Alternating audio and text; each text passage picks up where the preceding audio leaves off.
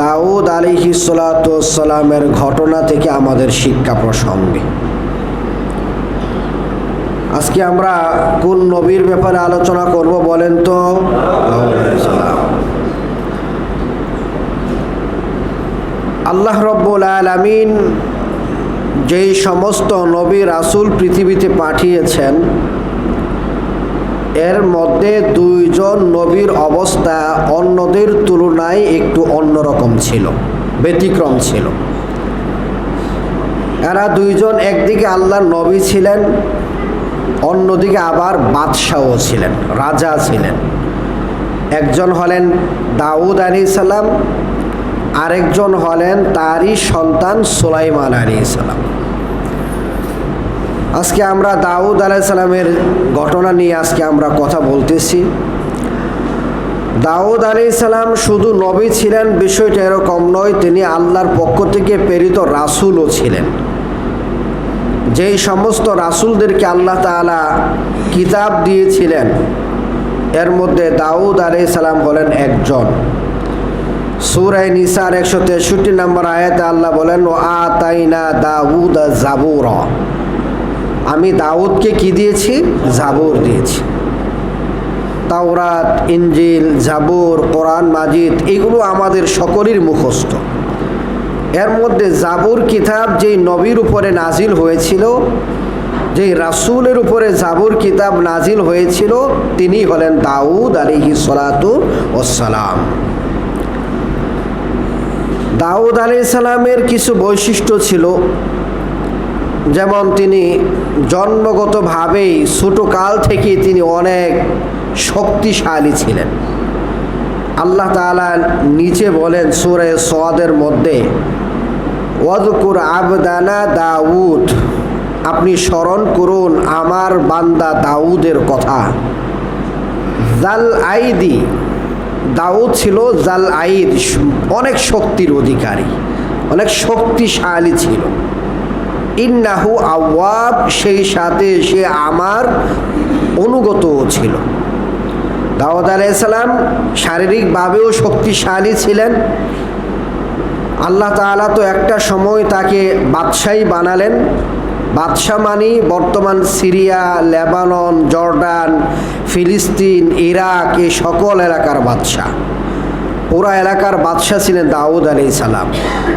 আবার বাদশাহ হিসেবে সচরাচর ক্ষমতাশালী যারা হয়, ক্ষমতাশীল যারা রাজা বাদশাহ যারা দেখা যায়, তখন তাদের ভিতরে অনেকের ভিতরেই অহংকার চলে আসে, আল্লাহ অভিমুখী হয় না। কিন্তু দাউদ আলাইহিস সালামের বেলায় ব্যাপারটা এরকম নয়। আল্লাহ নিজে এটার সার্টিফাই করেন, ইন্নাহু আওয়াব, দাউদ আমার অনুগত বান্দা ছিল। যদিও দাউদ আলাইহিস সালামের রাজত্ব ছিল অনেক বড়, অহংকারী ছিল না, আমার অনুগত ছিল। শক্তিশালী যদিও সে ছিল, আমার অনুগত ছিল। শক্তিশালীর একটা উদাহরণ আমরা কোরআন থেকে পাই। আল কোরআনের সূরা বাকারার 246 থেকে 251 নম্বর আয়াতে একটা ঘটনা আছে। আমরা কম বেশি এই নবীদের জীবনে আলোচনা করতে গিয়ে আলোচনা করেছি, পুরোটা আলোচনা করিনি। আমরা জানি আল্লাহ রাব্বুল আলামিন মূসা আলাইহিস সালাম যখন বনি ইসরাইলদেরকে নিয়ে তিনি নদী পার হয়ে গেলেন, সিরিয়ার দিকে চলে গেলেন, শাম এলাকায় গেলেন, ওই জায়গায় যাওয়ার পর আল্লাহ তাআলা তাদের পিতৃভূমি, আদি পুরুষ যারা ছিল তাদের ভূমি ফিলিস্তিনকে বিজয় করার আদেশ দিলেন। মূলত ইব্রাহিম আলাইহিস সালামের বাসস্থান ছিল কোথায়? তিনি তো কানান থেকে কোথায় চলে আসলেন? ফিলিস্তিনে চলে আসলেন, এখানে বসবাস করতে থাকলেন। একটা পর্যায়ে কিন্তু ওই যে ইউসুফ আলাইহিস সালাম, ইয়াকুব আলাইহিস সালামের সন্তান ইউসুফ আলাইহিস সালাম, উনি যখন জন্মগ্রহণ করার পর ওই যে ভাইদের একটা ষড়যন্ত্রের কবলে পড়ে তাকে যখন কুয়ার মধ্যে নিক্ষেপ করা হয়, ইউসুফ আলাইহিস সালামকে তখন ওই বণিক দলেরা তাকে নিয়ে বিক্রি করে দেয় কোথায়? মিশরে। কোথায়? মিশরে। ওই সেখানের ইউসুফ আলাইহিস সালাম ওই মিশরে অবস্থান করতে থাকলেন। যখন এক সময় দুর্ভিক্ষ দেখা দিল, তখন মনে করেন আমরা বিষয়গুলো ইউসুফ আলাইহিস সালামের জীবনীতে বলবো বিস্তারিত। তখন কিন্তু ইউসুফ আলাইহিস সালাম বলেছিলেন যে তোমরা, তার ভাইদেরকে যখন পরিচয় হলো যে আমার বাবা মা তোমরা সবাই কি করো, হিজরত করে মিশর চলে আসো। ওই যে সবাই ইয়াকুব আলাইহিস সালাম সহ সবাই মিশর হিজরত করে চলে গেল, সেই থেকে মিশরে অবস্থান করতে থাকলেন। কিন্তু মূলত তাদের পূর্বপুরুষ ইব্রাহিম আলাইহিস সালামের ভূমি বা এই পূর্বপুরুষদের ভূমি ছিল ফিলিস্তিন। তো সেখান থেকে হিজরত করে শামে গেলেন। শামে যাওয়ার পর আল্লাহ তাআলা আদেশ দিলেন, ফিলিস্তিনে তখন আপনার জালেম সম্প্রদায়, আমালেকা সম্প্রদায় রাজত্ব করত। এই সম্প্রদায় রাজত্ব করত ফিলিস্তিনে। এদের বিরুদ্ধে যুদ্ধ করার আদেশ দিলেন আল্লাহ তাআলা, জিহাদ করার আদেশ দিলেন। সেই সাথে আল্লাহ রব্বুল আলামিন এটাও জানিয়ে দিলেন, যুদ্ধে শুধু নামলেই হবে, বিজয় তোমাদের নিশ্চিত। আল্লাহ অগ্রিম জানিয়ে দিয়েছেন যে তোমরা যুদ্ধে অংশগ্রহণ করো, বিজয় তোমাদেরই হবে। এরপরও তো বনী ইসরাইল যুদ্ধ করেনি। মুসা আলাইহিস সালামকে বলেছিল না যে তুমি আর তোমার রব গিয়ে যুদ্ধ করো, আমরা এখানে বসে বসে দেখি। এদের বিরুদ্ধে যুদ্ধ করা আমাদের পক্ষে সম্ভব নয়। যাই হোক, পরে তো আল্লাহ তাআলা তাদেরকে শাস্তি দিলেন। মুসা আলাইহিস সালাম মারা গেলেন, 3 বছর পর হারুন আলাইহিস সালাম মারা গেলেন, পরে ইউসা বিন নুন আলাইহিস সালাম নবী হলেন। ওনার নেতৃত্বে ফিলিস্তিন বিজয় হলো। ফিলিস্তিনে এরা থাকতে থাকলেন, বনী ইসরাইল আবার এরা খুব শান শৌকতে এরা খুব সুন্দরভাবে জীবনযাপন করতেছেন। ইউসা বিন নুন আলাইহিস সালাম একসময় ইন্তিকাল করলেন। এদিক থেকে এই আমালেকা সম্প্রদায় আবার আস্তে আস্তে আস্তে আস্তে তারা ক্ষমতাশালী হতে থাকলো, আর বনী ইসরাইলদেরকে নির্যাতন আস্তে আস্তে করতেই থাকলো, বাড়তেই থাকলো। একটা পর্যায়ে তারা আমালেকা সম্প্রদায় তাদের আগের শক্তিতে ফিরে গেল। বনী ইসরাইল এখন তারা বিভিন্ন জুলুম অত্যাচারের শিকার হতে থাকলো। এমন সময় তারা আল্লাহ রব্বুল আলামিনের কাছে কামনা করতো যে আমাদের যদি একজন নেতা থাকতো যার অধীনে আমরা কি করতাম, এই আমালেকা সম্প্রদায়ের সাথে জিহাদ করতাম। তো ওই সময় শমূয়েল আলাইহিস সালামের যুগ আসলো। শমূয়েল আলাইহিস সালামের কাছে এই বনী ইসরাইলের লোকেরা আবদার করার পর আল্লাহ রব্বুল আলামিন তার কাছে দোয়া করলেন। আল্লাহ তাআলার কাছে শমূয়েল আলাইহিস সালাম দোয়া করলেন এবং জানিয়ে দিলেন যে আল্লাহ তাআলা তাদেরকে একজন রাজা, একজন বাদশাহ, একজন শাসক, একজন নেতা দান করবেন, দিবেন। পরে শমূয়েল আলাইহিস সালাম জানালেন যে তোমাদের একজন নেতা আল্লাহ তাআলা নির্বাচন করেছেন, সে হলো তালুত। নাম কি? তালুত। তালুত ছিল দরিদ্র, গরিব মানুষ। তো যখন তালুতের নাম আসলো তখন বনী ইসরাইল এটা মানতে নারাজ। যে এটা কিভাবে হয়, তালুতের কোনো সম্পদ নাই, গরিব মানুষ, নেতা হওয়ার কথা আমাদের মধ্য থেকে, সে কিভাবে নেতা হয়? পরে আল্লাহ তাআলার নির্দেশে শমূয়েল আলাইহিস সালাম জানালেন যে না, সে যে নেতা, তোমাদের নেতা, আল্লাহ তাআলা তাকেই যে নেতা হিসেবে পাঠিয়েছেন, এটার একটা প্রমাণস্বরূপ যে মুসা আলাইহিস সালাম, হারুন আলাইহিস সালাম এবং তাদের পরিবারের কিছু ব্যবহারের কিছু জিনিসপত্র একটা সিন্দুকের ভিতরে ছিল। এই সিন্দুকটা ওই আমালেকা সম্প্রদায়ের যে বাদশাহ জালুত, মুসলমানদের বনী ইসরাইলের নেতার নাম হলো তালুত, আর জালেম সম্প্রদায়ের বাদশার নাম জালুত। এই জালুত সে দখল করে নিয়েছিল সিন্দুকটা। দখল করে যে নিয়েছিল, এই সিন্দুকটা আল্লাহ তাআলা তোমাদেরকে ফিরিয়ে দিবেন। এটাকে তারা খুব বরকতের নিদর্শন মনে করত। যুদ্ধ টুদ্ধ করলে এটা সামনে রাখতো। এই অনুযায়ী এটার আল্লাহ তাআলা এই বরকতে তাদেরকে অনেক নিয়ামত দান করতো। বিষয়টা এরকম ছিল। তো যদি এই সিন্দুকটা তোমরা এই সিন্দুকের মাধ্যমে আল্লাহ তাআলা তোমাদের এই বিবাদমান বিষয়টা কি করবেন? ফায়সালা করবেন। কথা বুঝতেছেন সব? আল্লাহ তাআলা বিবাদমান বিষয়টা ফায়সালা করবেন। আর ওই দিক দিয়ে জালুতের কাছে তো এই সিন্দুকটা আছে। তো এই সিন্দুক যেখানেই রাখে সেখানে মহামারী দেখা দেয়, যেখানেই রাখে সেখানে মহামারী দেখা দেয়। এইরকমভাবে মনে করেন তাদের 5টা গোত্র শেষ হয়ে গেল। জালুত সম্প্রদায় আমালেকা সম্প্রদায়ের 5টা গোত্র শেষ হয়ে গেল এই মহামারীর শিকার হয়ে। তখন জালুত বলল যে এই সিন্দুক আর আমাদের কাছে আমরা রাখবো না, বরং এটার মালিক যে তার কাছে আমরা কি করব? ফিরিয়ে দেব। এখন কিভাবে ফিরাবো? ফিরাতে গিয়ে আপনার একটা গরুর গাড়ি নির্বাচন করা হলো, যে গরুর গাড়ির মধ্যে আপনার এই সিন্দুকটা দিয়ে দেওয়া হবে। সিন্দুকটা দিয়ে দেওয়ার পর গরুর গাড়ি এটা তার মালিকের কাছে ফিরে যাবে, এটা যেদিকে যাওয়ার যাক। এখন তারা সেই অনুযায়ী তারা আপনার গরুর গাড়ি রেডি করলো। ওই সিন্দুকটা গরুর গাড়ির ভিতরে দিল, মধ্যে দিল, আর ফেরেশতারা এই গরুর গাড়িটাকে হাঁকিয়ে ওই তালুতের বাড়িতে বনি ইসরায়েলের যে বাদশা তার বাড়িতে নিয়ে আসলো। এটা দেখে তখন বনি ইসরায়েল কী করলো, যে তাকে নেতা হিসেবে মানলো। তার নেতৃত্বে এখন জালুতের বিরুদ্ধে, আমালেকা সম্প্রদায়ের বিরুদ্ধে যুদ্ধ হবে। ওই যুদ্ধে এখানে আরও অনেক কথা আমরা সংক্ষেপ করি। এই যুদ্ধে বালক একটা ছেলে হিসেবে ছিলেন, বালক হিসেবে ছিলেন আপনার দাউদ আলাইহিস সালাম। দাউদ আলাইহিস সালাম এই তালুতের অধীনে ছিলেন। তো যখন তালুত আর আপনার জালুতের বিরুদ্ধে, আমালেকার বিরুদ্ধে তালুতের নেতৃত্বে মুসলমানরা যুদ্ধ করবে, জিহাদ করবে, তো নিয়ম অনুযায়ী আপনার জালুত সে আহ্বান করলো। সে তো একজন বাদশাহ এবং সে বীর, সে একজন সাহসী লোক, খুব যুদ্ধে খুব পারদর্শী একজন মানুষ। সে তালুতকে আহ্বান করলো যে তোমাদের মধ্যেও যে সবচেয়ে বেশি শক্তিশালী তাকে আমার কাছে পাঠাও, আমার মোকাবেলা করবে সে ওই নিয়ম অনুযায়ী। তখন দাউদ আলাইহিস সালাম কিন্তু ছোট, দাউদ আলাইহিস সালাম কিন্তু বালক, দাউদ আলাইহিস সালাম কিন্তু খুব বয়স্ক না। উনি তখন ওই তালুতের কাছে গিয়ে বললেন, এই জালুতের মোকাবেলা আমি করব। জালুতের মোকাবেলা, এই জালেমের মোকাবেলা কে করবেন? দাউদ আলাইহিস সালাম বলতেছেন আমি করব। তখন কিন্তু তার নবুয়ত প্রকাশিত হয় না, তখন তো তার বয়স কম। তালুত তখন দাউদ আলাইহিস সালামকে পাঠাতে রাজি হন নাই। সর্বশেষ দাউদ আলাইহিস সালামের এই যে কঠিন আবদারের কারণে রাজি হলেন এবং তালুতের তরবারিটা তার হাতে দিলেন। তো তরবারি দিলে কি হবে? জালুত একেবারেই মনে করেন মাথা থেকে নিয়ে পা পর্যন্ত সব আপনার বর্ম দিয়ে গাড়াও করা, শুধু তার দুইটা চোখ খোলা, সব লোহা দিয়ে পোশাক, লোহার পোশাক পরা, তরবারি দিয়ে আঘাত করার কি করবেন? আরও সে আছে হাতির উপরে। দাউদ আলাইহিস সালাম আপনার তিনি ওই বাচ্চাদের সাথে ছেলেবেলায় খেলাধুলা করতেন না, তখন আপনার নিশানা করা, ডিল মেরে যে বিভিন্ন জিনিস করা হয়, এতে খুব পারদর্শী ছিলেন। তখন তিনি একটা পাথর নিয়ে আল্লাহর নামে তার চোখ বরাবর দিলেন। এটাই গিয়ে মনে করেন যে তালুতের চোখের মধ্যে লাগলো, একদম ছিদ্র হয়ে মাথার মধ্যে ভিতরে ঢুকে মগজ সহ ভিতরে মানে পিছন দিক দিয়ে বের হয়ে গেল। সে মারা গেল, সাথে সাথে মুসলিমরা বিজয় লাভ করলো। এই যে দেখেন আল্লাহ তাআলা কি বললেন, জাল আইদি ওযকুর আবদানা দাউদ জাল আইদ, শক্তিশালী আমার বান্দা দাউদের, আমার শক্তিশালী বান্দা দাউদের কথা আপনি স্মরণ করেন।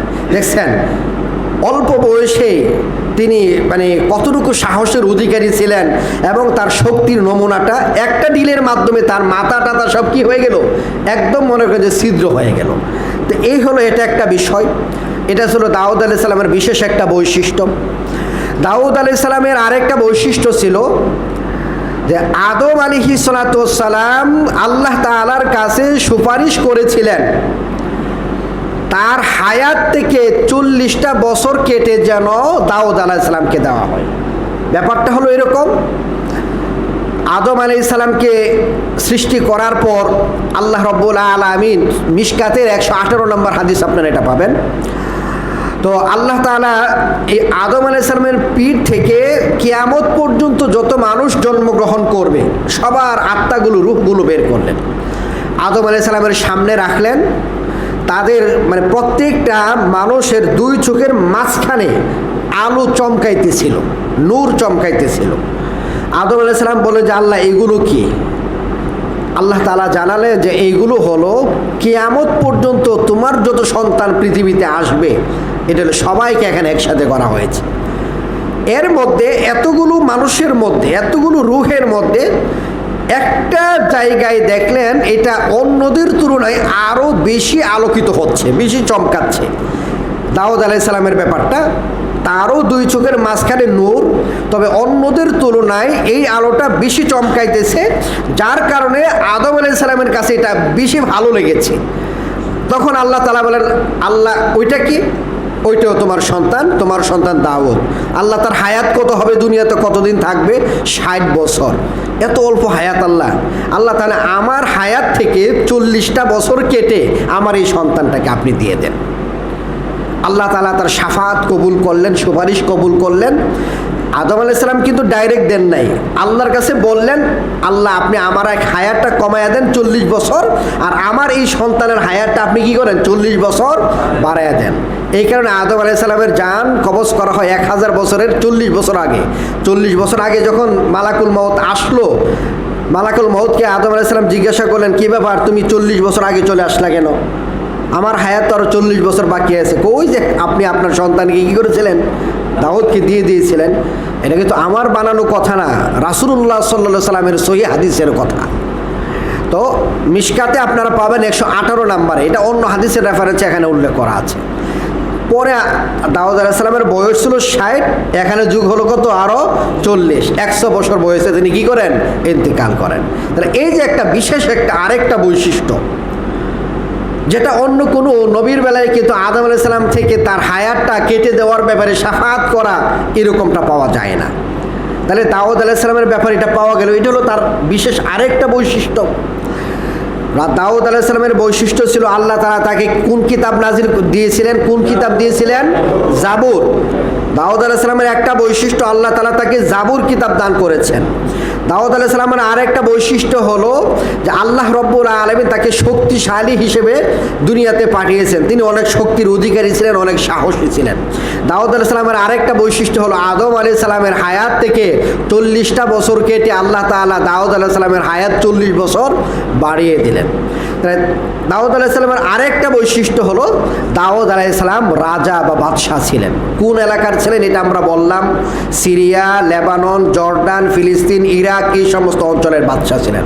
কেমন বাদশাহ? আল্লাহ রব্বুল আলামিন আল কোরআনের মধ্যে বলেন, পাহাড় এবং পাখি দাউদের অনুগত ছিল। দাউদ আলাইহিস সালামের অনুগত কারা ছিল? পাহাড় এবং পাখি। পাহাড় এবং পাখি দাউদ আলাইহিস সালামের অনুগত ছিল। দাউদ আলাইহিস সালামের সাথে পাহাড়ও তাসবিহ গণনা করত, তাসবিহ পাঠ করত আল্লাহ তাআলার। দাউদ আলাইহিস সালামের সাথে পাখিরাও আল্লাহ তাআলার তাসবিহ পাঠ করত। দাউদ আলাইহিস সালামের যখন দাউদ আলাইহিস সালাম জাবুর কিতাব তিলাওয়াত করতেন, আল্লাহ তাআলা তাকে এত সুমধুর কণ্ঠের অধিকারী করেছিলেন যে আপনার সমুদ্রের তীরবর্তী এলাকায়, সমুদ্র তীরবর্তী এলাকায় যদি তিলাওয়াত করতেন জাবর কিতাব, মাছগুলো আপনার কি করত, নদীর পাড়ে চলে আসতো, সাগরের পাড়ে চলে আসতো। পাখিরা জমা হয়ে যেত তার তিলাওয়াত শোনার জন্য। তখন পাহাড়গুলো কি করত, আল্লাহ তাআলার তাসবিহ পাঠ করা শুরু করত। আল্লাহ রব্বুল আলামিন তাকে এমন রাজত্ব দান করেছিলেন। আমরা একটা বিষয় জানি যে দাউদ আলাইহিস সালামের সময়ে শনিবারে মাছ ধরা কী ছিল, নিষেধ ছিল। শনিবারটাকে তাদের দাউদ আলাইহিস সালামের যে উম্মত ছিল তাদের জন্য, উম্মত বলতে আপনার উম্মত দাউদ আলাইহিস সালামের দাওয়াত তো গ্রহণ করেননি তারা, যারা শনিবারকে সম্মান করেনি তারা তো দাউদ আলাইহিস সালামের দাওয়াত গ্রহণ করেনি। দাওয়াত গ্রহণ করলে তো নিষেধ মানত। মানে দাউদ আলাইহিস সালাম যাদেরকে দাওয়াত দিতেন, মুসলিম যারা ছিল তারাও, এবং যাদেরকে দাওয়াত দিতেন দাওয়াত কবুল করেন নাই তাদের বেলায়ও সবার বেলায় বিধান ছিল শনিবারে কি ধরা যাবে না, মাছ শিকার করা যাবে না। এটা আমরা জানি। শনিবারে তারা বাঁধ কেটে রেখেছিল, যখন মাছগুলো আপনার ওই বাঁধ দিয়ে ভিতরে ঢুকতো তখন তারা কি করত, আটকে দিত মাছগুলোকে, ধরতো রবিবারে। শনিবারে কাজটা মাছগুলো যেত, শনিবারে শুধু বাদ দিত, মাছটাকে বাদ দিয়ে শুধু আটকে ফেলতো। মানে সাগর থেকে আপনার বিভিন্ন খাল খনন করছে তারা।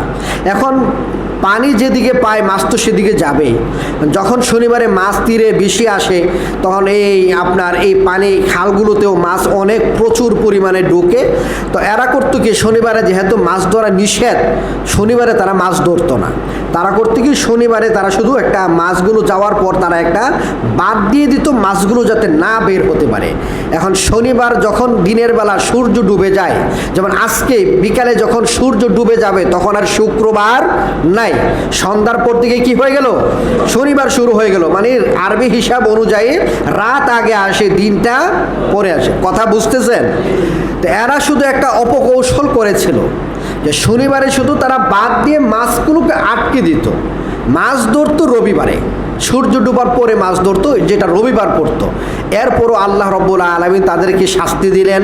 এটা ছিল আল্লাহ তাআলার বিধান লঙ্ঘনের এক অপকৌশল, যে অপকৌশল আজকেও বহু মানুষ করে। কোনোভাবে হারাম কাজটাকে কোনোভাবে ঘুরিয়ে ফিরিয়ে কোনোভাবে হালাল করা যায় কিনা, এই চিন্তা কিন্তু আজকেও অনেকের মাথায় থাকে। যে একটা কাজ করে ফেলেছে, হুজুর আমি তো এই কাজটা করে ফেলেছি, দেখেন না এটা কোনোভাবে কি করা যায় কিনা, এটা এইভাবে হোক সেইভাবে হোক, কোনোভাবে কোনো এখান থেকে বের হওয়ার কোনো রাস্তা পাওয়া যায় কিনা। অবস্থা হলো এরকম, ওই তাদের অবস্থাটা এমনই ছিল। পরে আল্লাহ তাআলা তাদের সবাইকে বানর আর কি করলেন, শুকরে পরিণত করে দিলেন। তবে সেই বানর আর শূকর কিন্তু বর্তমানের বানর আর শূকর না, ওইটা ছিল মানুষ থেকে বানরে রূপান্তরিত হওয়া। আল্লাহ তাআলা তাদেরকে গজব দিয়েছিলেন, আর এরা 3 দিনের ভিতরেই এরা সবাই কি হয়ে গেল, শেষ হয়ে গেল। আল্লাহ তাআলা যদি কারো আকৃতি বিকৃতি করেন গজবের দ্বারা, তখন তাদেরকে আল্লাহ তাআলা কি করেন, 3 দিন পর্যন্তই আল্লাহ তাআলা তাদেরকে দুনিয়াতে অবকাশ দিয়েছেন। 3 দিন পরে তারা কি হয়ে গেছে, দুনিয়া থেকে বিদায় হয়ে গেছে, তারাও ইন্তিকাল করেছে। অতএব আমরা কিন্তু ভাবতে পারবো না এই কথা যে মানুষ বানর থেকে, বানর ছিল বানর থেকে রূপান্তরিত হয়েছে, আর ওই ঘটনাটা ছিল মানুষ থেকে বানর আর শূকর হয়েছে। অতএব আমরা এটা মাথায় রাখবো, আল্লাহ তাআলা তাদেরকে গজব দিয়েছেন। তা এই যে দাউদ আলাইহিস সালামের বিধান তারা লঙ্ঘন করলো না, দাউদ আলাইহিস সালামের বিধান তারা মানলো না, লঙ্ঘন করলো। তারা এই ক্ষেত্রে আল্লাহর নবীর এই আদেশটাকে লঙ্ঘন করার জন্য তারা অপকৌশলের শিকার করলো, একটা অপকৌশল বের করলো, একটা চালাকি করলো। এই চালাকির কারণে কি তারা আল্লাহর আযাব থেকে বাঁচতে পেরেছিল? না। অতএব আমাদের সময়েও কেউ যদি ইসলামের কোনো বিধানকে বিভিন্ন ধরনের অপব্যাখ্যার মাধ্যমে এটাকে হালাল প্রমাণিত করার চেষ্টা করে, তাদেরকেও মাথায় রাখতে হবে আল্লাহ রাব্বুল আলামিন এই শাস্তি বর্তমান যুগেও দিতে পারেন, দিতেছেন না মানে আল্লাহ তাআলা আমাদেরকে সুযোগ দিচ্ছেন। হাদিসে তো আল্লাহ রাসূল সাল্লাল্লাহু আলাইহি ওয়াসাল্লাম বলে দিয়েছেন, যখন মানুষ গান বাজনা নিয়ে মত্ত থাকবে, নেশা জাতীয় দ্রব্য নিয়ে মত্ত থাকবে, জিনা ব্যভিচারের দিকে ধাবিত হবে, রেশমের পোশাক পুরুষ মানুষ এটাকে বৈধ মনে করবে, তখন এই পৃথিবীতে আকৃতি বিকৃতির মতো কি করবে, ঘটনা ঘটবে। হয় ডাইরেক্ট আকৃতি পরিবর্তন হয়ে যাবে, না হয় শূকরের যেই স্বভাব, বানরের যেই স্বভাব, কুকুরের যেই স্বভাব, জীবজন্তুর যেই স্বভাব, মানুষের স্বভাব ওই রকম হয়ে যাবে। মানুষের স্বভাব ওই রকম হয়ে যাবে, মানুষের স্বভাব আর মানুষের স্বভাব থাকবে না। গজব কিন্তু বর্তমানেও আসতেছে। হয়তো আল্লাহ রাব্বুল আলামিন ডাইরেক্ট মানুষ থেকে বানর বানিয়ে দিচ্ছেন না, মানুষ থেকে কুকুর বানিয়ে দিচ্ছেন না, কিন্তু কুকুরের স্বভাব তো মানুষের ভিতরে চলে আসতেছে, শূকরের স্বভাব মানুষের ভিতরে চলে আসতেছে। এইগুলো আমাদের মাথায় রাখতে হবে। আল্লাহ রাব্বুল আলামিন দাউদ আলাইহিস সালামকে যেরকম শক্তিশালী করেছিলেন, আবার যেরকমভাবে তাকে আল্লাহ তাআলা রাজত্ব দিয়েছিলেন, সেই সাথে আল্লাহ রাব্বুল আলামিন তাকে বিচার ফায়সালা করারও কি দিয়েছিলেন, জ্ঞান দিয়েছিলেন, ক্ষমতা দিয়েছিলেন। যেমন আমরা এই ক্ষেত্রে আপনাদের সামনে আমরা কোরআনের বিষয়ে যে বিষয়গুলো আছে এগুলো উল্লেখ করতেছি। দাউদ আলাইহিস সালামের কাছে আপনার একবার 2 জন লোক আসলো, বিচার নিয়ে 2 জন লোক আসলো। 2 জন লোক, একজনের অনেকগুলো ছাগলের পাল আছে, আর আরেকজন হলো ক্ষেতের মালিক। যার ছাগলের পাল আছে তার ছাগলগুলো রাতের বেলা যেই লোকের ক্ষেত, এই লোকের ক্ষেত খেয়ে ফেলছে, ক্ষেতের যে ফসল টসল ছিল এইগুলো খেয়ে ফেলছে রাতের বেলা আরেকজনের ছাগল। এখন বিচার নিয়ে আসছেন দাউদ আলাইহিস সালামের কাছে। তখন দাউদ আলাইহিস সালাম তাদের ভিতরে কি করলেন, বিচার ফাইসালা করে দিলেন যে ছাগলের মালিককে আপনার বললেন যে যেহেতু তার এত বড় ক্ষতি হয়ে গেছে, এটা তো দিনের বেলা না, কারণ দিনের বেলা পশু আপনার চারণ ভূমিতে থাকবে, ঘাস খাবে, বিভিন্ন জিনিস খাবে, ওই জায়গায় ভুলে কারো খেতে চলে যেতে পারে, এটা ছিল ভিন্ন একটা বিষয়। রাতের বেলা তো এই নিয়ম ছিল ছাগলগুলোকে হেফাজতে রাখা, ছাগলগুলোকে ওই রকমভাবে রাখা যাতে অন্যের কোনো ক্ষতি না হয়। রাতের বেলা তো খাওয়ার টাইম না, রাতের বেলা বিশ্রামের টাইম। তো রাতের বেলা যেহেতু তোমার ছাগল খেয়েছে, তার মানে ছাগলকে যেইভাবে রাখার এইভাবে তুমি রাখো নি, অতএব তোমার ছাগল তাকে দিয়ে দাও, আর তার তো ক্ষতি যা হওয়ার হয়ে গেছে, এই ফাইসালা করে দিলেন। তো এই ফাইসালা করার পর এরা যখন চলে যাচ্ছে, এখানে আমাদের জন্য 2টা শিক্ষা আছে। যখন এরা চলে যাচ্ছে, দাউদ আলাইহিস সালামের ছেলের নাম আমরা কি বলেছিলাম, সুলাইমান আলাইহিস সালাম, তার কথা আমরা বলতেছি না আজকে।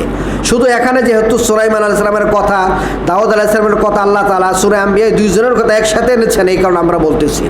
তো সুলাইমান আলাইহিস সালামের সাথে দেখা, সুলাইমান আলাইহিস সালাম ব্যাপারটা শুনলেন কি হয়েছে, এই বিচার করছে। তখন বাবাকে বললেন, দাউদ আলাইহিস সালামকে সুলাইমান আলাইহিস সালাম বললেন যে বিচারটার দায়িত্ব যদি আমার উপরে আসতো, তবে আমি এমনভাবে বিচারটা করতাম যে যাতে একটু মানে বিচারের ফাইসালাটা একটু ভিন্নভাবে হইতো, এদের দুজনেরই কল্যাণ থাকতো। এখন তো একদিকে ছাগলের মালের সব ছাগল শেষ, ছাগলের মালিকের তার একটু ক্ষতি হয়ে গেল। তো আমার কাছে বিচারের দায়ভারটা আসলে এমনভাবে করতাম যে দুজনের কল্যাণ হইতো এই জায়গায়। তো বাবা জিজ্ঞাসা করলেন কীভাবে করতে? আমি ফায়সালা দিতাম এরকম যে ছাগলের মালিক যিনি, তিনি ছাগলগুলো দিয়ে দিবেন ক্ষেতের মালিককে। ক্ষেতের মালিক ছাগলগুলো নিয়ে ছাগলের দুধ খাবেন, ছাগলের পশম দিয়ে যেই যে উপকার অর্জন করার, উপকার নেওয়ার উপকারগুলো নেবেন, ছাগলকে লালন পালন করবেন, উপকারও নেবেন। আর এই দিক দিয়ে ছাগলের মালিক এই লোকের ক্ষেত আবার চাষ করবে। যখন ওই ক্ষেত যে অবস্থায় ছাগল খেয়েছে, এই অবস্থায় যখন ক্ষেত চলে যাবে, এর আগ পর্যন্ত ক্ষেতের পরিচর্যা যা কিছু করার ছাগলের মালিক করবে। যখন ক্ষেত ওই জায়গায় চলে যাবে, তখন ক্ষেতের মালিককে ক্ষেত দেওয়া হবে, ছাগলের মালিককে আবার ছাগলগুলো ফিরিয়ে দেওয়া হবে।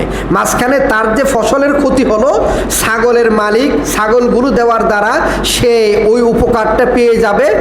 আর এদিকে যখন মনে করেন যে এই ক্ষেতটা আবার আগের জায়গায় যাওয়ার পর তার ছাগলগুলো তাকে ফিরিয়ে দেওয়া হয়, তাহলে ছাগলের মালিকেরও কোনো ক্ষতি হবে না। বাবা দাউদ আলাইহিস সালাম এই চিন্তা করেন নাই, আমি তো এই এত বড় বাদশা, আমি এত বড় একজন রাজা, আমি এই ফাইসালা দিয়ে দিয়েছি, এটা কিভাবে আবার উড্ড করি। তখন তিনি চিন্তা করলেন আসলেই তো আমার ফাইসালার দ্বারা তো আপনার এক ছাগলের মালিকের ক্ষতি হয়ে গেল, আর আমার ছেলের যে ফাইসালা, এই ফাইসালা গ্রহণ করলে তো আসলে মানে ক্ষতিটা মানে সমান সমানই থাকলো, এটা আসলে বেশি ক্ষতি হলো না, তাইলে আমি তো আমার ছেলেরটা গ্রহণ করতে পারি। তখন তিনি তার যে ফাইসালা ছিল, তিনি মনে করলেন এই ফাইসালার চেয়ে উত্তম হলো আমার ছেলের ফাইসালা। তখন তিনি তার ছেলের ফাইসালা কি করলেন, দ্বিতীয়বার আবার দিয়ে দিলেন। তাহলে এখান থেকে আমরা এটা পাই যে যখন কোনো যারা বিচারক আছেন তাদের কোনো ফাইসালা যদি ভুল হয়, তখন এমনটা ভাবা যাবে না ফাইসালা দিয়ে দিয়েছি তো দিয়ে দিয়েছি, ভুল হলে হয়েছে, না, এটা করা নিয়ম না।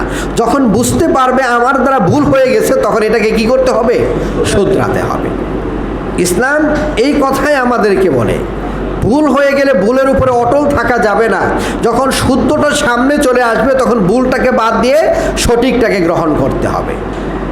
তো সম্মানিত উপস্থিতি, যেই নবীকে আল্লাহ তাআলা জাবুর কিতাব দিয়েছিলেন, যেই নবীকে আল্লাহ রব্বুল আলামিন আপনার জন্মগতভাবে তাকে শক্তিশালী করে, ছোটকাল থেকে তাকে সাহসী করে আল্লাহ তাআলা দুনিয়াতে পাঠিয়েছেন, যেই নবীকে আল্লাহ তাআলা অনেক জ্ঞান দান করেছিলেন, যেই নবীকে আল্লাহ রব্বুল আলামিন এত বড় রাজত্ব দিয়েছেন যে পাখি এবং পাহাড় তার অনুগত ছিল, সেই নবীর ব্যাপারে, এই নবীর ব্যাপারে দাউদ আলাইহিস সালামের মুজিজা কিন্তু ছিল।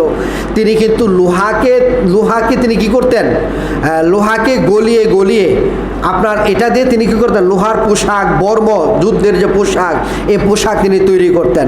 লোহাকে দললে লোহার মোমের মতো গলে যেত। এটাও অনেকে বলেছেন, অনেকে বলেছেন যে লোহাকে মোমের মতো গলানোর মতো ক্যাপাসিটি, জ্ঞান আল্লাহ তাআলা তাকে দিয়েছিলেন। মানে দাউদ আলাইহিস সালামের মুজিজা হলো এটা, লোহা তিনি নরম করতে পারতেন, এটা এই জ্ঞানটা আল্লাহ তাআলা দাউদ আলাইহিস সালামকে দিয়েছিলেন। তো এত কিছু দাউদ আলাইহিস সালামের ব্যাপারে আছে। সেই নবীর ব্যাপারেও কিন্তু আমাদের সমাজের যে বিভিন্ন যে নবীদের কাহিনীর বিভিন্ন বইয়ের মধ্যে ইহুদি খ্রিস্টান, বিশেষ করে ইহুদিরা দাউদ আলাইহিস সালাম, একটা বিষয় আমরা ক্লিয়ার করি যে একটা হলো বনি ইসরাইল, আর একটা হলো কি ইহুদি। একটা হলো কি বনি ইসরাইল, আর একটা হলো কি ইহুদি। যারা ওই ইসরাইল হচ্ছে ইয়াকুব আলাইহিস সালামের আপনার অপর নাম। যারা ইয়াকুব আলাইহিস সালামের যে আদর্শ ছিল, আল্লাহ তাআলার পক্ষ থেকে দেওয়া যে দিন, আল্লাহর পক্ষ থেকে দেওয়া যে দিন ছিল, এই দিন যারা মানত ইয়াকুব আলাইহিস সালাম এবং তারপরে সবাই নিজেদেরকে বনি ইসরাইল, ইসরাইল মানে গোলাম, বনি ইসরাইল বলাটাই তারা কি করত, বনি ইসরাইল পরিচয় দেওয়াটাই তারা নিজেদেরকে বনি ইসরাইল হিসেবে পরিচয় দেওয়াটাই তারা পছন্দ করত। আর যারা ওই নবীদের আদর্শের বিরোধিতা করত, তারা নিজেদেরকে ইহুদি হিসেবে পরিচয় দিত। আমার কথা বুঝতেছেন? ইহুদি এরা বনি ইসরাইলের অন্তর্ভুক্ত ছিল, তবে এদের ভিতরে একটা ভাগ হলো এরকম, যারা আল্লাহর দিন মানত তখন তারা নিজেদেরকে ইহুদি পরিচয় দেওয়া পছন্দ করত না। বনি ইসরাইলের পরিচয় দেওয়াটাই আমরা বনি ইসরাইল, এই বনি ইসরাইল, এই ইসরাইলের বংশধর, ইয়াকুবের বংশধর, এটাই তাদের কাছে পছন্দনীয় ছিল। আর যারা নবীদের আদর্শের বিরোধিতা করত, তারা নিজেদেরকে কি করত, ইহুদি হিসেবে পরিচয় দিত। তো এই ইহুদি গোষ্ঠী দাউদ আলাইহিস সালাম, এটা তো তাদের গোত্রে, তাদের স্বজাতির কাছে, তাদের কাছে আল্লাহ তাআলা দাউদ আলাইহিস সালামকে পাঠিয়েছিলেন। অথচ দাউদ আলাইহিস সালামের ব্যাপারে তারা জিনা ব্যভিচারের অপবাদ দেয়। সেই অপবাদমূলক কথা আমাদের সমাজের, মুসলিম সমাজের আপনার বিভিন্ন নবীদের কাহিনীর বিভিন্ন বইয়ের মধ্যে দাউদ আলাইহিস সালামের ব্যাপারে আমাদের সমাজের মুসলমান নামধারী যারা, তারাও এই ঘটনাগুলো দাউদ আলাইহিস সালামের ব্যাপারে উল্লেখ করে। ঘটনা হলো এরকম, আল্লাহ তাআলা কোরআনে বলেছেন যে দাউদ আলাইহিস সালামের জন্য মূলত উনি একটা সময় তার জন্য নির্দিষ্ট করে নিয়েছিলেন।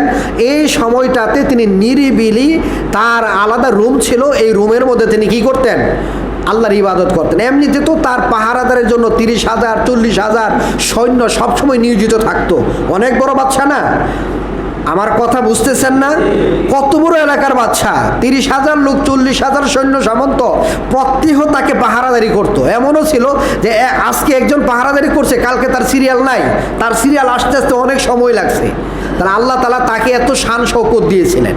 তো এই নবী এত শান শৌকত পাওয়ার পরেও, বাদশা হওয়ার পরেও আল্লাহর দ্বীনের দাওয়াত দিতে ভুলেন নাই, নিজে আল্লাহর শুকরিয়া আদায় করতে ভুলেন নাই, আল্লাহ তাআলার ইবাদত করতে ভুলেন নাই।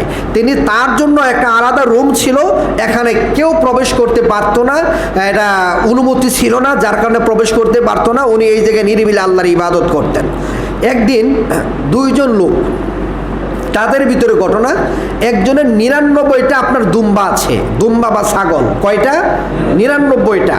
আর আরেকজনের দুম্বা বা ছাগল ছিল একটা। আমরা বেড়া, দুম্বা বা ছাগল এই ধরনের প্রাণী আর কি। তো আপনার একজনের ছিল 99টা আর আরেকজনের ছিল কয়টা? একটা। এখন যার 99টা আছে সে বলতেছে, ভাই আমার 99টা, একটা কম 100, তোমার হয়েছে একটা রাইখা কি করবা? আমার একটা দেলাও। এখন ওই একটার মালিক বলতেছে, না আমার একটা দিয়েই চলবে, আমি তোমাকে দিব না, কিন্তু জোর করে সেটা নিয়ে নিবে। এই একটা দুইজনের ভিতর অবস্থা চলছে। এখন দুইজন করলো কি, যে যেই সময়ের ঘটনাটা, এই সময় দাউদ আলাইহিস সালাম ইবাদত বন্দিগিতে ব্যস্ত থাকার কথা, এই সময় তিনি ইবাদত বন্দিগি করেন, এই সময় তাদের ভিতরে ঝামেলা চলতেছে। এখন এরা দুইজন করলে কি, এখন তার দাউদ আলাইহিস সালামের কাছে ফায়সালার জন্য যাওয়া যাবে না। তো দাউদ আলাইহিস সালামের কাছে ফায়সালার জন্য যাওয়া যাবে না, তখন তো তিনি ইবাদতে মগ্ন। তো এখন এই ফায়সালার জন্য এদের এই মুহূর্তেই ফায়সালা দরকার।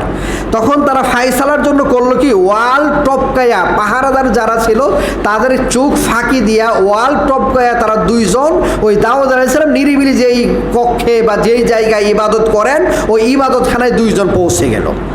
দাউদ আলাইহিস সালাম ওনার মাইন্ড, উনি তো এই সময় কেউ আসার কথা না, হঠাৎ করে দুইজন লোক আসলো, তার ভিতরে একটা ভয়ও কাজ করলো।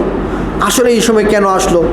স্বাভাবিক একটা ভয় পাওয়া তো স্বাভাবিক বিষয়, এটা তো মানুষ সুলভ একটা ভয় তো থাকেই। তো যেমন ইউনূস আলাইহিস সালাম দেখলেন না, বা বিভিন্ন নবীদের ব্যাপারে আমরা দেখছি, ইলিয়াস আলাইহিস সালামের কাহিনী আমরা শুনেছি। তো পরে যখন এরা দুইজন আসলো, আসার পর বললো যে এই কাহিনী, ওনার 99টা আর আমার একটা, উনি বলতেছে একটা নিয়ে 100 পূরণ করবে, একটা দিয়ে কি করবো? আর আমার একটা না থাকলে তো কিছুই নাই, একটা তো আছে, এখন আমি দিতে রাজি না, উনি জোর করে আমারটা নিয়ে যাবেন। পরে দাউদ আলাইহিস সালাম তাদের ভিতরে ফায়সালা করে দিলেন। কোরআনে আল্লাহ তাআলা ডাইরেক্ট স্পষ্ট শব্দ দিয়ে ঘটনাটা বর্ণনা করেছেন। অথচ এই ঘটনাটাকে কিভাবে নেওয়া হয়? দাউদ আলাইহিস সালামের 99 জন স্ত্রী ছিল, আর তার সেনাপতির স্ত্রী ছিল একজন। ওই 99টা স্ত্রী থাকার পরেও ওই সেনাপতির বউর দিকে তার নজর ছিল। নাউজুবিল্লাহ, জোর করে তিনি সেখান থেকে তার বউকে সেখান থেকে তিনি কেড়ে আনতে চাচ্ছেন। আল্লাহ তাআলা এটা নিন্দা করে আয়াত নাজিল করেছেন। নাউজুবিল্লাহ। আপনি চিন্তা করতে পারেন যে ইহুদিদের এই কথা, ইহুদিদের এই বর্ণনা, যারা নবীদের কাহিনী বিভিন্ন বই লিখেছেন, তারা পর্যন্ত দাউদ আলাইহিস সালামের জীবনীতে এই কথাটাই উল্লেখ করেছেন। তাহলে কত বড় তুহমত একজন নবীর ব্যাপারে। এখানে আল্লাহ তাআলা বলছেন যে দাউদ আলাইহিস সালাম ভাবলেন যে আমি তাকে পরীক্ষা করতেছি, তখন দাউদ আলাইহিস সালাম আল্লাহর কাছে ক্ষমা প্রার্থনা করলেন। মানে ব্যাপারটা হলো যে আল্লাহ রব্বুল আলামিনের, মানে এই কথার মর্মটা হলো দাউদ আলাইহিস সালাম চিন্তা করছেন যে দুইটা চিন্তা। এক নাম্বার, লোকগুলোকে দেখার পর দাউদ আলাইহিস সালাম মনে মনে কিছুটা কি পাইলেন? ভয় পাইলেন। এখন একজন ইমানদার হিসেবে কার উপরে পূর্ণাঙ্গ ভরসা করা উচিত? আল্লাহর উপর। আর দাউদ আলাইহিস সালাম তো অনেক বড় একজন রাজা, অনেক বড় একজন বাদশা, তো ওনার তো ভয় পাওয়ার কথা না। উনি সম্পূর্ণরূপে নবী হিসেবে, রাসূল হিসেবে আল্লাহর উপর ভরসা করবেন। এই জায়গায় যেহেতু সাময়িক একটা ভয় তার ভিতরে কাজ করছে, উনি এটাকে তাওয়াক্কুল পরিপন্থী মনে করলেন। এটা তো আল্লাহর উপর ভরসা হলো না, আমি তো আল্লাহর উপর ভরসা করতে পারলাম না, এটা আমার ভুল হয়ে গেছে, আল্লাহর কাছে আমাকে কি চাইতে হবে? মাফ চাইতে হবে। আল্লাহ তাআলা আমাকে পরীক্ষা করলেন এই নিরিবিলি সময়ে দুইজন মানুষকে পাঠায়া, যে আমি আসলে ভয় পাই কিনা, আমি এখন ভীত হয়ে গেলাম, পরীক্ষায় তো আমি কি করলাম, পাশ করতে পারলাম না, অতএব আমার ভরসাটা এখানে আল্লাহর প্রতি কম, আল্লাহ তুমি আমাকে মাফ করো। এই কারণে আল্লাহর কাছে কি চাইছেন? মাফ চাইছেন। আর আরেকটা ব্যাখ্যা এখানে আসছে, সেটা হলো দাউদ আলাইহিস সালাম একটু নিজে নিজে এই চিন্তাও করেছিলেন যে আমার প্রজা যারা আছে তাদের বিচার ফায়সালার জন্য মনে হয় আমার সময় দেওয়াটা কম হয়ে যায়, এই উম্মতের ফিকির মনে হয় আমার দ্বারা কম হয়, আমার মনে হয় একা একা ইবাদত আরেকটু পরিমাণ, ইবাদতের এই নিরিবিলি ইবাদতের পরিমাণটা আরেকটু কমায় দিয়া জনকল্যাণমূলক কাজের সাথে, ওই সমস্ত ইবাদতের সাথে, প্রকাশ্য ইবাদতের সাথে মানুষের বিচার ফায়সালা করার দায়িত্বে আরও বেশি সময় দেওয়া দরকার। তো যদি বিষয়টি এমন হয় তাহলে তো আমার সময়টা তাদেরকে বেশি দেওয়া দরকার, কম হয়ে যাচ্ছে, নিরিবিলি ইবাদতটা আমি বেশি করে ফেলতেছি। এই কারণে আল্লাহর কাছে তিনি দোয়া করলেন। এই দুইটা ব্যাখ্যা আছে, কিন্তু এই কথাটাকে কেন্দ্র করে, এই ঘটনাটাকে কেন্দ্র করে তার উপর জিনা বেবিচারের অপবাদ পর্যন্ত দেওয়া হয়। এই বিষয়গুলো আমাদেরকে মাথায় রাখতে হবে। তো সম্মানিত উপস্থিতি, দাউদ আলাইহিস সালামের ঘটনা আসলে অনেক বড় ঘটনা। আমরা সংক্ষেপে কয়েকটা বিষয় আপনাদের সামনে উল্লেখ করলাম। এখান থেকে কিন্তু কি কি শিক্ষা আছে এটা আমরা বুঝতেই পেরেছি। তারপরও আমি আলাদাভাবে আপনাদেরকে বলে দিচ্ছি। 1 নাম্বার, মানুষের ক্ষমতা যতই হোক, মানুষ যত বড় বড় লোকই হোক, যত সম্পদশালী হোক, যত ক্ষমতার অধিকারী হোক, তার রাজত্ব যতই বড় হোক, আল্লাহ রব্বুল আলামিনের অনুগতই তাকে সবসময় থাকতে হবে। আল্লাহর ইবাদত করা কি করা যাবে না, আল্লাহকে ভুললে হবে না, অহংকারী হওয়া যাবে না, আল্লাহর সাথে নাফরমানি করা যাবে না। কারণ দাউদ আলাইহিস সালামের মতো এই রাজত্ব পাওয়া কারো পক্ষে কি না, সম্ভব না। সুলাইমান আলাইহিস সালামের রাজত্ব তো আরও বড় ছিল, এই দাউদ আলাইহিস সালামের রাজত্বের মতোই রাজত্ব পাওয়া কারো পক্ষে কি না, সম্ভব না। এত বড় বাদশাহ হওয়ার পরে যেহেতু আল্লাহ বলেছেন ইন্নাহু আওয়াব, সে আমার অনুগত ছিল, অতএব আমাদেরকেও সদা সর্বদাই আল্লাহর অনুগত থাকতে হবে। 2 নাম্বার যে ব্যাপারটা, যে যদি কখনো কোনো ক্ষেত্রে আমরা কেউ কোনো বিচার আচার করি, যদি আমাদের কোনো ফায়সালা ভুল হয় আমরা বুঝতে পারি, এই জায়গায় আমি আমার আত্মমর্যাদার কথা চিন্তা করব না, আমার ইজ্জতের কথা চিন্তা করব না। আমাদেরকে চিন্তা করতে হবে যে আমি একটা ভুল ফায়সালা দিয়ে দিয়েছি, বা মনে করে একটা মাসালার কথা আমরা বললাম, আপনাকে কেউ একটা মাসালা জিজ্ঞাসা করলো, মূলত তো মাসআলাগুলো আলেমদের রেফারেন্সে যদি সত্যিকার অর্থে কারো জানা থাকে, আলেমদের রেফারেন্সে অন্যকে বলা যায়, তো ফতোয়া কিন্তু দেওয়া যায় না। ফতোয়া কিন্তু দেওয়া এটা সবার কাজ না, এটা আমরা বারবার বহুবার আপনাদেরকে বলেছি। অনেক মানুষ ফতোয়া দিয়ে দেন, এটা হালাল, এটা হারাম, এটা হয়েছে, এটা অমুক হয়েছে, এটা হয়েছে না, এই ধরনের ফতোয়া কেউ দিবেন না। সাবধান, ফতোয়া দেওয়া জনসাধারণের কাজ না, ফতোয়া দেওয়া সব আলেমেরই কাজ না। ফতোয়ার জন্য ফতোয়া বোর্ড লাগে, কোনো মুফতি সাহেব এককভাবে ফতোয়া দিতে পারে না, বরং ফতোয়া বোর্ড থেকে ফতোয়া দেওয়া লাগে, এটা হলো নিয়ম। তো আমরা কখনো কোনো মাসালা মানে আপনি জানেন যে অমুক আলেম দলিল ভিত্তিক এই মাসালার এই সমাধানটা দিয়েছেন, আপনি রেফারেন্স ভিত্তিক আরেকজনকে এই সমস্যার সমাধানটা বললেন যে উনি এই ব্যাপারটার সমাধান এই দলিলের ভিত্তিতে এটা দিয়েছেন। আর কখনো যদি আপনার কোনো কথা দেখা গেল যে এটা ভুল প্রমাণিত হলো, তখন নিজে কত বড় আলেম, কত বড় মানুষ, কত বড় ক্ষমতার অধিকারী, এগুলো চিন্তা করা যাবে না। সঠিকটা আমরা আবার কি করব, যখনই জানবো আমারটা ভুল হয়েছে, ওইটা সঠিক, এটা মানুষকে বলে দেব যে আমারটা ওই ফায়সালাটা ভুল ছিল, ওইটা হলো সঠিক ফায়সালা, ওইটা আমাদেরকে ওইটা মানতে হবে। এই শিক্ষাটা আমরা এখান থেকে পাই। এরপরের কথা হলো যে দাউদ আলাইহিস সালাম বয়স কম হলেও জালিমের বিরুদ্ধে কি ছিলেন, বাদশা ছিল জালুত, কত বড় শক্তির অধিকারী, তার বিরুদ্ধে তিনি কি করেন নাই, কোনো ধরনের আপোষ করেন নাই, কোনো ডর বই ছিল না, বরং আল্লাহর উপর ভরসা করে তার মোকাবেলায় নেমে গেলেন। এই ধরনের কিছু শিক্ষা আমরা এখান থেকে পাই। তো এই বিষয়গুলো আমরা মাথায় রাখবো। সেই সাথে নবী রাসূলদের ব্যাপারে আমরা মন গড়া কোনো কথা বলা থেকে আমরা বিরত থাকবো। আমরা এই শিক্ষাটা আমরা পেয়েছি যে আল্লাহ রব্বুল আলামিনের বিধান মানতে গিয়ে কেউ যদি বিভিন্ন অপকৌশলের আশ্রয় নেয়, বিভিন্ন অপব্যাখ্যা করে সে হারামকে হালাল করার চেষ্টা করে, এটা আল্লাহ রব্বুল আলামিনের সহ্য হয় না। আল্লাহ তাআলা এটার জন্য মানুষকে পাকড়াও করবেন। দুনিয়াতে নগদ শাস্তি দেখ বা একটু দেরিতে দেখ, তবে এটা অবশ্যই এটা আপনার অপরাধ, অন্যায়। যেমন শনিবারের ব্যাপারের যে ঘটনাটা, এই বিষয়গুলো আমরা মাথায় রেখে চলবো ইনশাআল্লাহ।